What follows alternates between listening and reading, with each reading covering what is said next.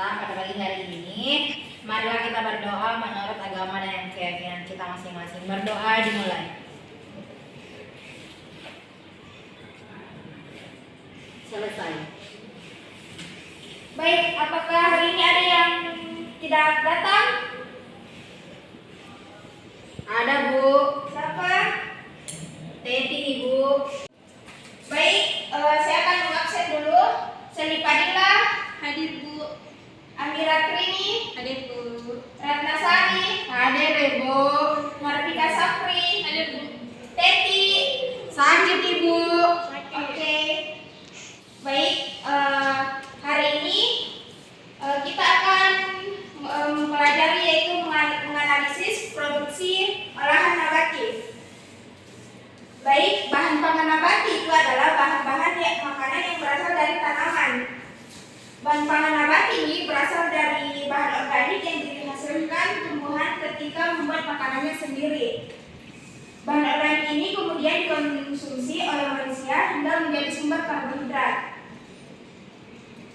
3. Baik, di bahan pangan nabati itu terbagi dua, ada tanaman hortikultura dan tanaman pangan.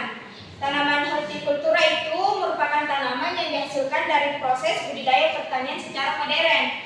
Dan tanaman pangan yaitu tanaman pangan merupakan berbagai jenis tanaman yang mengandung banyak karbohidrat dan protein yang bermanfaat sebagai sumber tenaga atau energi bagi manusia. Baik, ada yang tahu apa manfaat dari bahan pangan nabati? Saya, Bu. Ya, apa manfaatnya? Manfaat bahan pangan nabati itu dapat diketahui dikenal akan kaya vitamin, mineral, dan yang menyediakan nutrisi penting yang diperlukan oleh tubuh. Baik, jawabannya sangat benar. Jadi kita masuk di tanaman hortikultura ya. Tanaman hortikultura ini memiliki beberapa ciri, yaitu mudah busuk, memerlukan ruangan yang besar dalam proses penanamannya, panen secara musiman, serta memerlukan lokasi tanaman yang sesuai. Tanaman hortikultura ini dapat membantu menjaga kesehatan tubuh kita karena memiliki banyak kandungan serat, zat besi, kalsium, fosfor, mineral, serta vitamin. Adapun beberapa contoh dari tanaman hortikultura yaitu seperti sayur-sayuran, sawi, bayam, wortel, kangkung, selada, kol, buncis, dan mentimun. Tanaman pangan itu makanan pokok yang mendukung keberlangsungan hidup manusia. Jenis tanaman pangan yang dapat dimanfaatkan sebagai sumber makanan manusia itu seperti serealia, kacang-kacangan, dan umbi-umbian. Adapun karakteristik bahan nabati yaitu umumnya memiliki daya awet yang tinggi. Yang kedua itu cenderung tahan terhadap tekanan dan tidak gampang rusak. Yang ketiga, meski sifat bahan spesifik, namun masih dapat dicari sifat umumnya. Dan yang keempat itu, selain sumber protein dan lemak, bahan nabati banyak juga yang berperan sebagai sumber karbohidrat, mineral, dan vitamin. Contoh bahan pangan nabati yaitu sayur-sayuran, buah-buahan, serealia, umbi-umbian, kacang-kacangan, dan rempah-rempah. Baik, sampai di sini ada yang ingin dipertanyakan? Bu. Ya, silakan. Saya ingin bertanya, Bu, apa-apa saja proses dalam pengolahan nabati, Bu? Baik, pertanyaannya sangat bagus.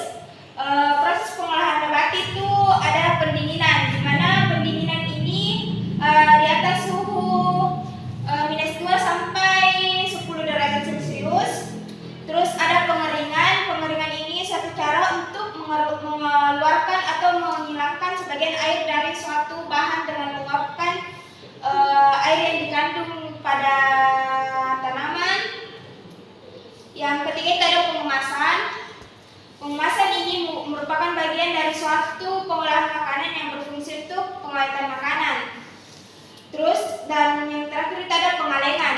Pengalengan ini didefinisikan sebagai suatu cara pengawetan bahan pangan yang dipak secara hermetis atau kedap terhadap udara, air, mikroba, dan benda asing lainnya. Baik, sampai sini mata pelajaran kita. Apakah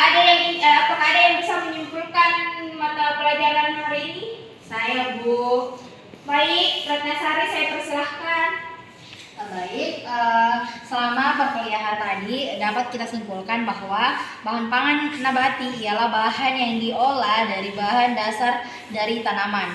Dan adapun tujuan dari bahan pangan ini yaitu berbagai jenis tanaman yang mengandung banyak karbohidrat dan protein yang bermanfaat sebagai sumber energi bagi manusia. Sekian, Bu. Baik, terima kasih atas kesimpulannya.